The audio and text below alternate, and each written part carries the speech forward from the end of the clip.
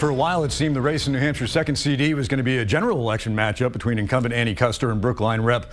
Jack Flanagan. But suddenly, the Republican field getting a bit crowded. Jim Lawrence running again, and our next guest this morning is as well, Representative Eric Estevez. Good to see you. First term in the House. Now you're going for the other house, the big one down in Capitol Hill. Why are you in this thing?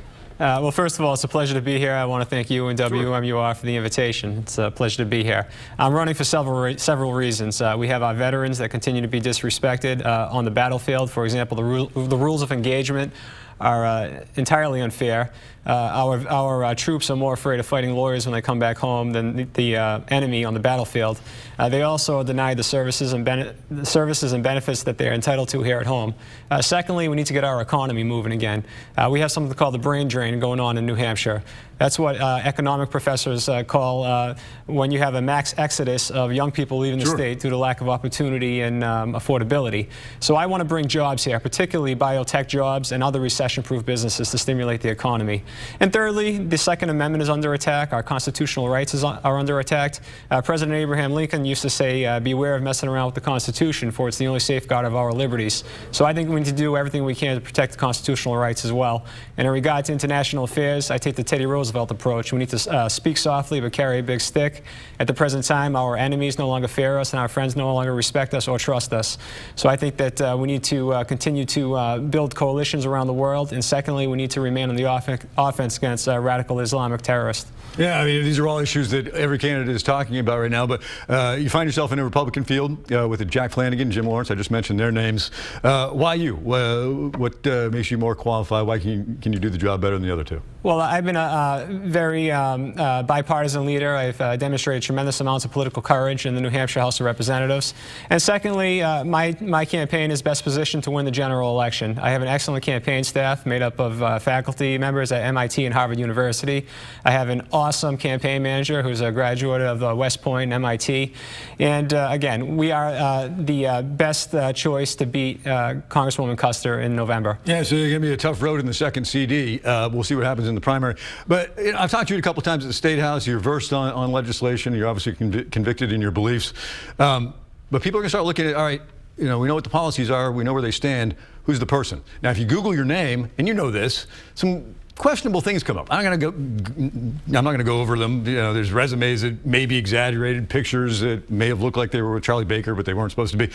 What do you tell people when they say, hey, wait a second, what's this stuff that I'm finding here on Eric Estevez? Well, first of all, there's always going to be dissonant voices in the land, people who offer criticism with no solution.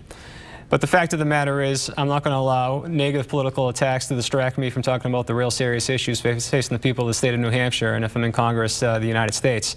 So I really don't pay much attention to that. So is nothing out there you have any regrets about? This is absolutely not. In politics, this comes with the territory, negative attacks, and again, real leadership is staying focused and completing the mission, and that's doing what needs to be done for the people of the state of New Hampshire, and that's what I stay focused on. I want to get you on record in a couple items, specifically gun control. That's something that's being debated down in Washington, D.C.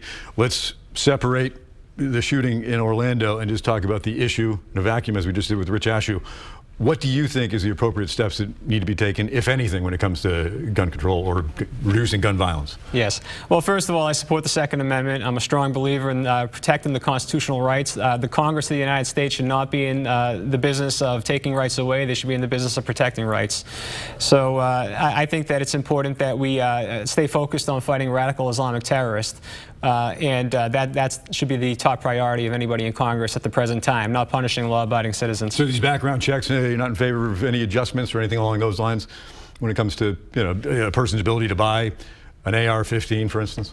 Again, the Second Amendment is as clear as the Constitution states, the right to bear arms. And the focus should be on fighting Islamic terrorists, not taking guns away from law-abiding American citizens. It's going on too often in Washington. For example, there was a bill just last week proposed by the senator from Maine that said they wanted to take the due process rights away from people who are on the no-fly list. I think that's totally un-American.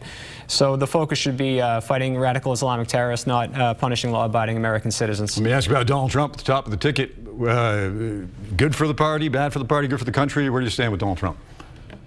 Well, I think this is an anti-establishment year. I think people are tired of politics as usual.